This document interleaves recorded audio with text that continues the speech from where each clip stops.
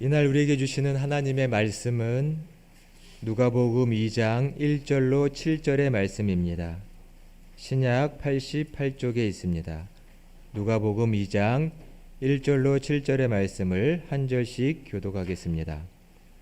그때에 가이사 아구스도가 영을 내려 천하로 다 호적하라 하였으니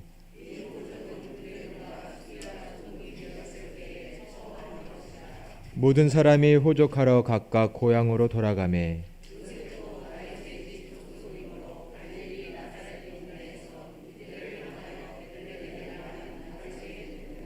그 약혼한 마리아와 함께 호적하러 올라가니 마리아가 이미 잉태하였더라.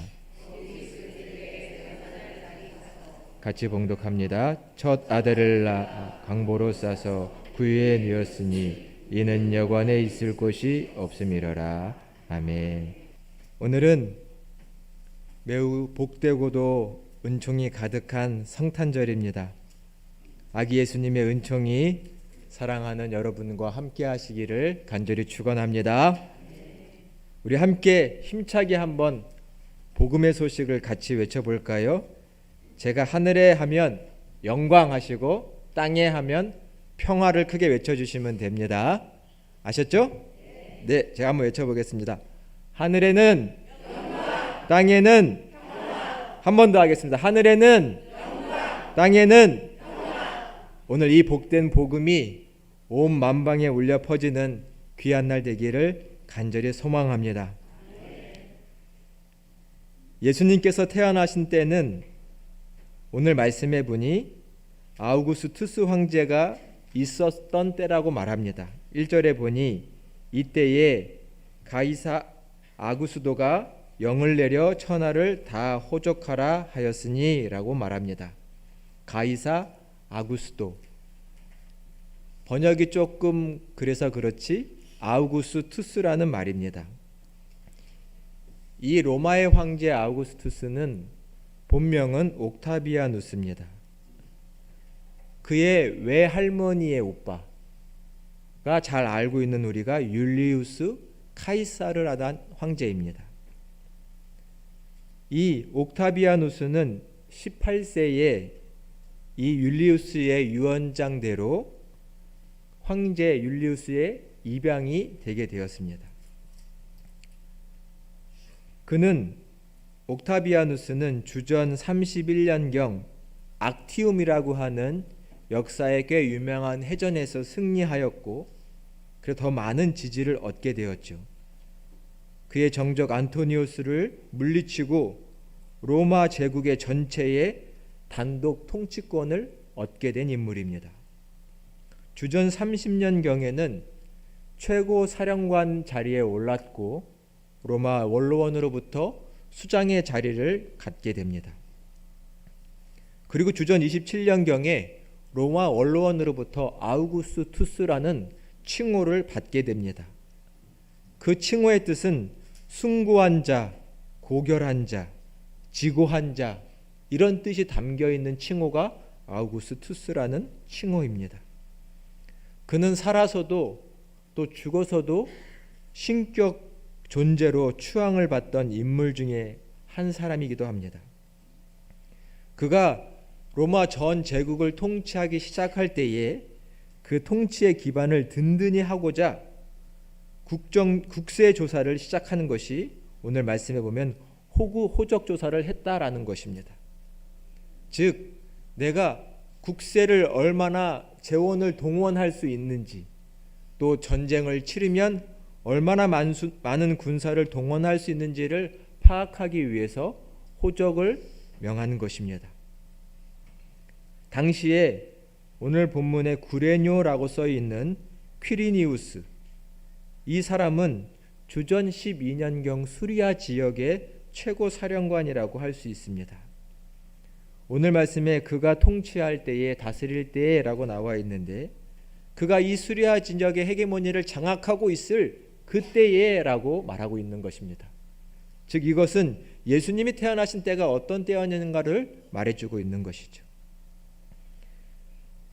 로마의 황제, 신처럼 불리우는 황제가 다스릴 때 바로 그때 예수님이 태어나셨습니다. 예수님이 태어나신 장소도 중요합니다. 4절에 보니 갈릴리 나사렛에서 살던 요셉과 마리아가 이 호족의 명령을 따라서 유대 베들레헴으로 가게 됩니다. 왜냐하면 이 요셉은 유다 지파에 속했고 또 다윗의 집 가문에 속한 사람이기 때문입니다. 사실 당시에는 여자는 따로 호족을 할 필요가 없었습니다. 남자만 가서 하면 되지만 아마 이 마리아가 이미 산딸이 가까웠기 때문에 만삭이기 때문에 이 요셉이 혼자 둘 수 없어서 이 마리아를 데려간 것으로 생각됩니다. 베들레헴에 도착하자마자 급하게 결국 아이를 낳게 되었고 이 아기는 구유에 누이게 됩니다. 7절의 말씀에 보니 맏아들을 낳아 강보에 싸서 구유에 누였으니 이는 여관에 있을 곳이 없음이니라 라고 말합니다. 구유가 뭔지 다 아시죠? 소나 말, 나귀들이 그들의 죽을 먹는 여물통이 이 구유입니다. 냄새나고 차갑고 더러운 것이 이 여물통이죠. 아기 예수님께서 이 구유에 누이셨다라는 것은 슬프고 또 어떻게 생각하면 비참한 이야기이기도 합니다. 여기 어머니들이 많이 계실 텐데 자기가 아기를 낳아서 그 냄새나고 차갑고 더러운 구유에 누이고 싶은 어머니가 어디 있을까요? 따뜻한 곳에, 안전한 곳에, 조용한 곳에 두고 싶은 것이 어머니의 마음이죠. 당연합니다. 그런데 그럴 상황이 되지 못했다는 것입니다. 왜 메시아가 하나님의 아들께서 이 땅에 오시고 태어나셨는데 고작 구유에 밖에 누이실 수 없었을까요? 누가는 이것을 매우 짤막하게 그 이유를 말하기를 이는 여관이 있을 곳이 없기 때문이었다라고 말하고 있습니다. 여관이 없었다라고 말합니다. 여관이라고 말한 헬라어 카타리마는 사실은 객실로 번역하는 게 더 좋습니다. 당시 유대에 있는 집들, 예루살렘 안에 있는 집들에는 객실이 필요했습니다. 집마다 사랑방 같은 곳이 있는 거죠. 성경에 보면 예수님께서 최후의 만찬을 마가의 다락방에서 하셨다라고 되어 있는데 이 다락방도 카타리마 즉 객실을 가리키는 말입니다. 이 유대 지역에는 항상 예루살렘 지역에는 흩어져 있는 유대인들이 명절 때마다 하나님의 성전에 나와서 예배를 드려야 했기 때문에 초막절, 성령 강림절, 유월절 이런 큰 절기마다 와서 예배를 드려야 했기 때문에 그 지역에 사는 사람들은 의무적으로 집에 객실을 가지고 있어야 했습니다. 호적 때문에 너무나 많은 인파가 몰리자 결국 이 객실에 빈 곳이 하나도 없었다라는 말입니다. 결국 예수님은 마국간에 놓이게 되는 것이죠. 사실은 조금 더 그 당시 상황을 묵상하면 더 문제라고 생각되는 건 막 객실을 찾아다니고 있는데 마리아와 요셉이 객실이 있냐고 물어봤을 때 내 아내가 만삭입니다. 만삭인 마리아를 보고 이 객실을 양보해 줄 사람이 하나 없었는가라는 생각이 든다는 것입니다. 왜 사람들의 마음이 그 정도뿐이었을까라는 생각을 묵상해 보게 됩니다. 만일 우리였다면 만삭인 여인이 해산할 고통이 막 차 있는 여인이 있으면 우리의 자리를 양보해 주지 않았을까요? 이상하게도 그 만삭인 여인을 보고도 자기의 방을 양보해 주는 사람이 하나 없었다는 것, 당시의 모습을 보여줍니다. 세상 사람들은 마리아 속에 있는 그 아기 예수, 그 독생자 구원자를 알아보지 못했고 환영하지 않았고 때로는 무시하고 천대했다는 것을 알 수 있었습니다. 예수님을 위한 빈 방이 하나 없었습니다. 이것이 이 어두운 세상의 모습입니다. 그리스도를 위해 방 하나를 내주지 않는 모습. 당시 세상의 황제는 엄청난 궁궐을 가지고 있었죠. 크고 높고 화려한 대리석과 보석으로 치장된 큰 궁궐을 가지고 있었습니다. 그들은 자기의 이름으로 통치를 하며 말을 하기를 팍스 로마나, 즉 로마를 통한 통치, 평화를 말했지만 그 평화는 모두를 위한 평화가 아니었습니다.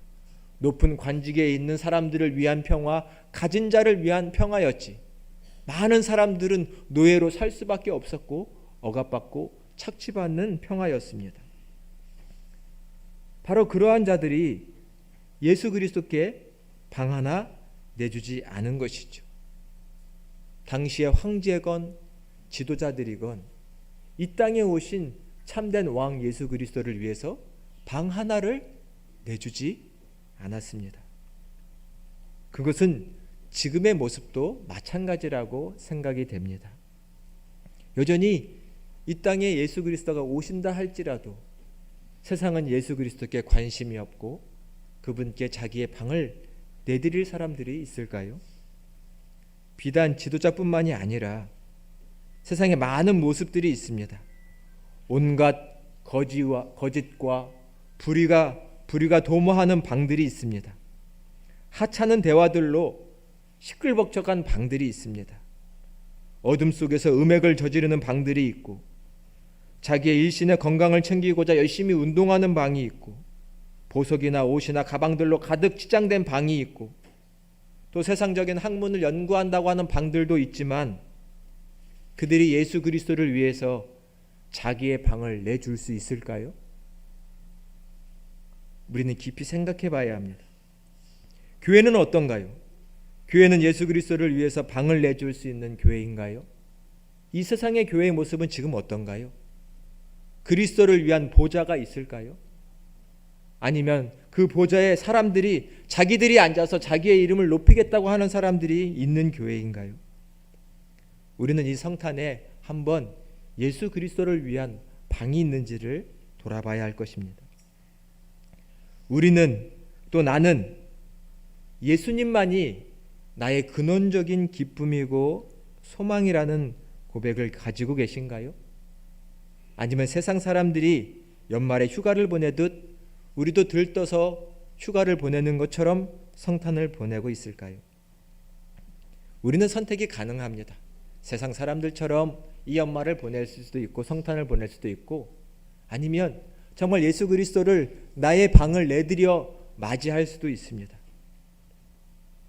예수님에게 내 방을 내어드린다면 내 것을 내어드린다면 저는 이것을 하나님의 은총을 입은 것이라고 말하고 싶습니다.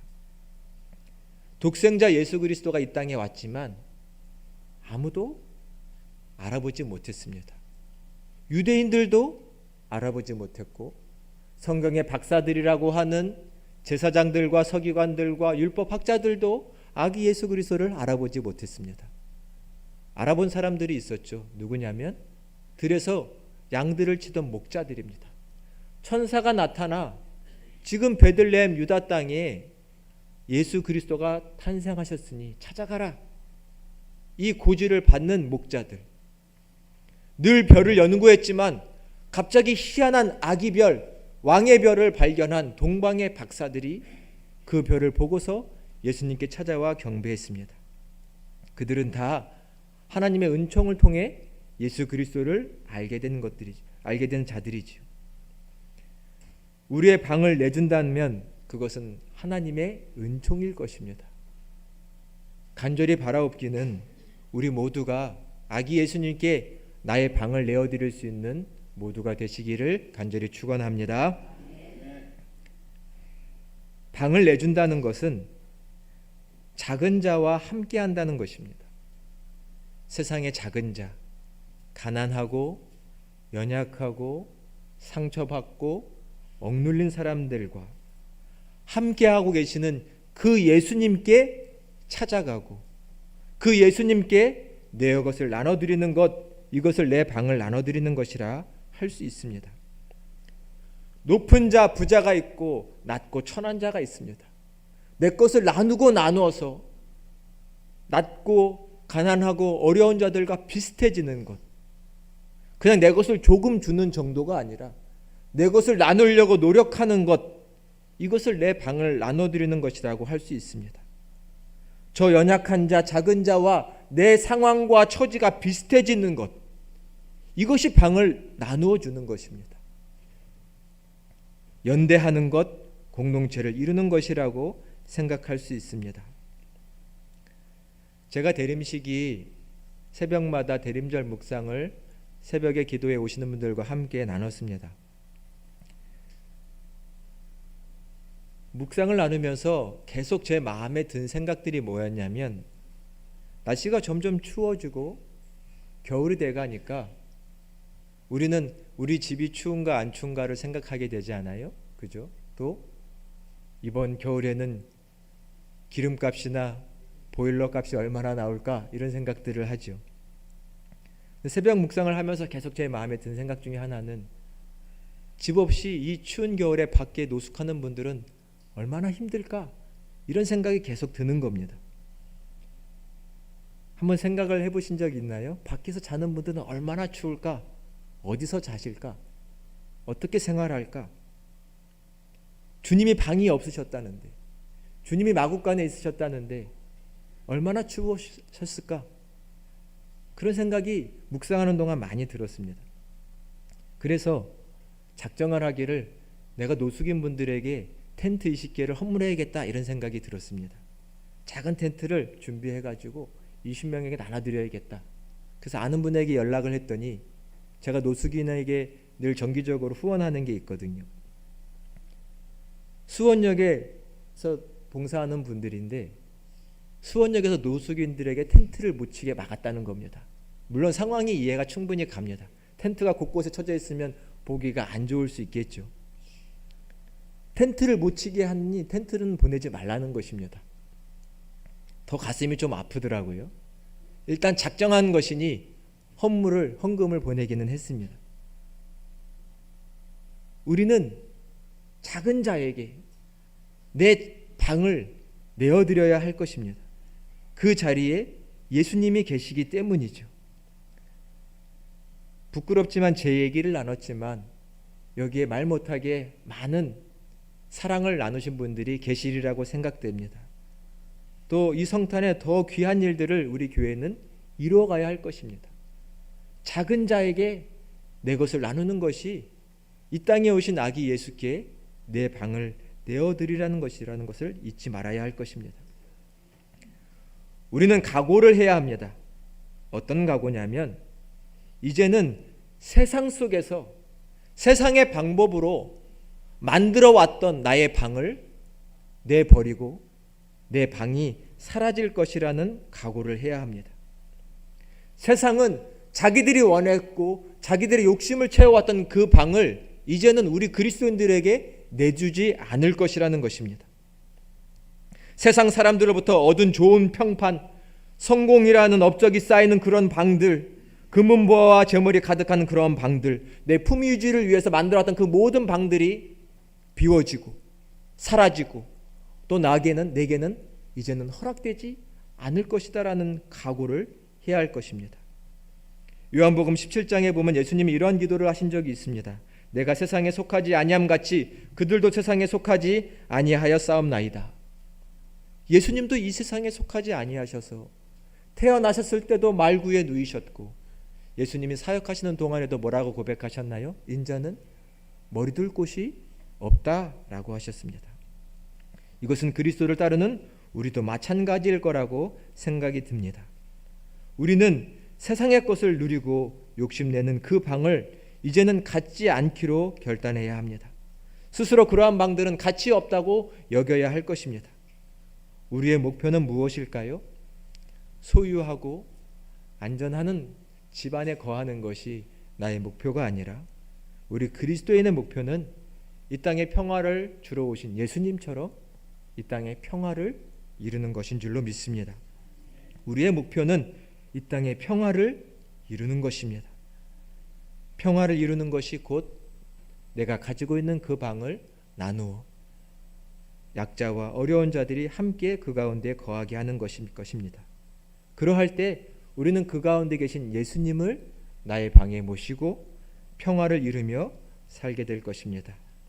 간절히 바라옵기는 이 복된 성탄에 이 평화의 왕 예수 그리스도께 나의 방을 내어드리고 그 평화의 기쁨을 온 누리에 나누는 저와 여러분이 다 되시기를 예수 그리스도의 이름으로 간절히 축원합니다. 기도하겠습니다. 은혜와 사랑의 하나님, 참으로 감사드립니다.